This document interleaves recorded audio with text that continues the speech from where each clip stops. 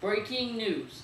The White House announced this afternoon that the G8 summit will be held at Camp David this May, not in Chicago as had been scheduled.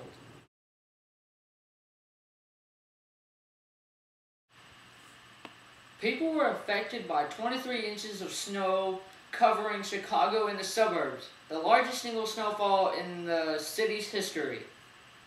Thousands were stranded in offices, in schools, in buses, about 50,000 abandoned cars, and 800 Chicago Transit Authority buses littered the streets and expressways. Most people wanted to get home. One woman who worked downtown and lived on the city's north side, normally a 35-minute commute, spent 4 hours making the trip.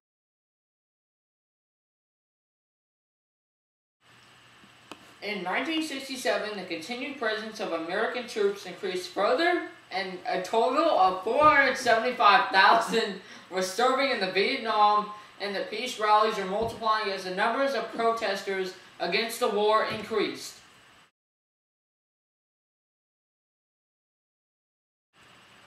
The town was affected in many ways. In the south suburban Markham, 650 students and 4 schools camped in libraries and gymnasiums because school buses cannot get through. They are all enjoying themselves. Sup J. Lewis Weingartner told the Tribune, "This is a night that will go down in many memory books." Some memories were not as cheerful. Looting was rampant. Long lines formed at grocery stores and shelves were emptied in moments. As a result of the record snow, 26 people died, including a 10-year-old girl who was accidentally caught in the crossfire between police and looters, and a minister who was run over by a snowplow. Several others died of heart attacks from shoveling snow.